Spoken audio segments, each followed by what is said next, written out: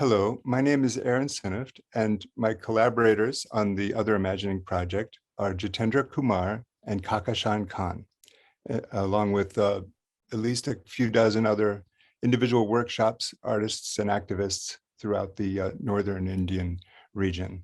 The book in front of you is made of homespun Gandhi Ashram khadi. It's printed primarily by the Sri Gandhi Ashram in Akbarpur, and print also block printed by various workshops throughout Varanasi. The khadi for the book comes from several different khadi ashrams in northern India, and it was assembled and formed into its current book form by a woman-owned print shop in Jaipur.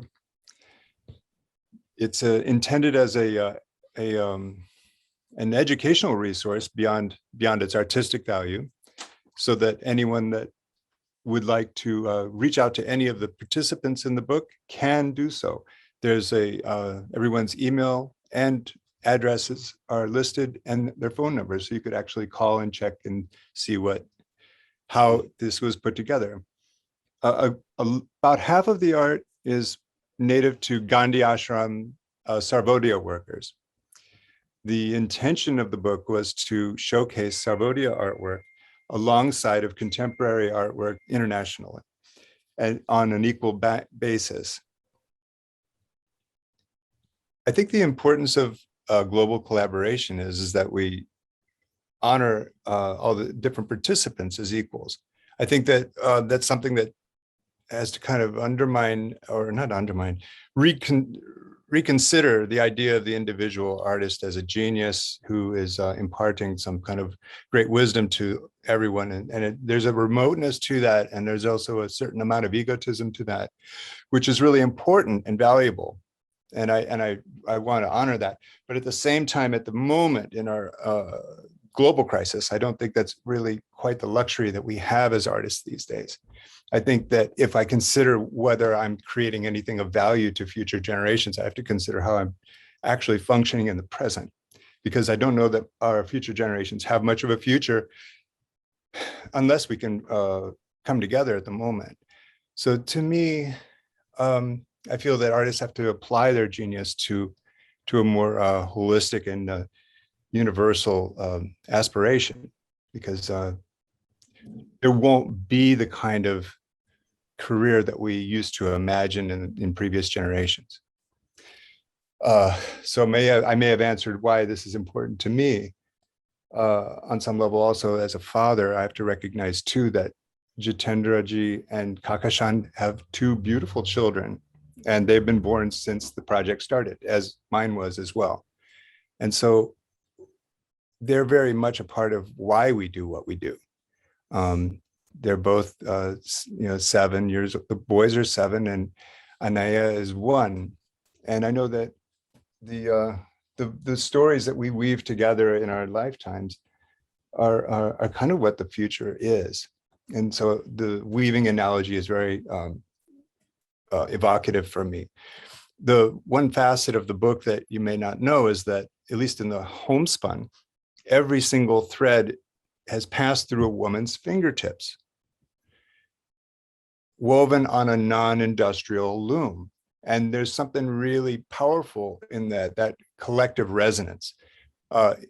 Even if you're not aware, I was unaware of the processes that went into the first book or the second book. It took me a long time to get there. But I intuited that there was a value to it. And I wanted to know more about the idea of time and of Gandhi and of service that were latent in this Jola that I'd been carrying around for a decade. And that's what got it started. So anyway, I feel that this book on some level kind of carries some of that resonance.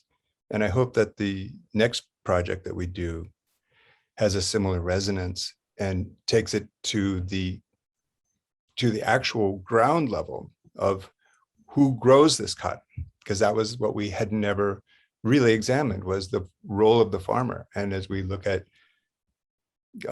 global agriculture and we see the plight of small farmers, and those farming protests that are going on in India right now, the desperation is on such a level that we may not live in the same world in about 10 or 15 years at all. And I'd like to capture a trace of it if I can, if only just to remember what it might have been like. Jitendra ji, are you there? Yeah. Shall I say something? Please. Yeah, I am Jitendra from India. Basically, we are in UP Varanasi based, and me and my wife Kahkashan working together under an organization, Tana Bana Trust, non-profit organization, which itself shows artisan imagination. And we here have been working to preserve arts and artisan, especially traditional arts, and the mostly which are mostly done manually by human labor and imagination. Thank you. The beauty of their collaboration is that they are also Kahkashan was primarily raised on a Gandhi ashram at the Institute of Gandhian Studies in Rajghat, and Jitendra also he's raised on a farm. The issues of farming are very, very important to us all. My grandfather we have a family farm as well. So how the world is changing and how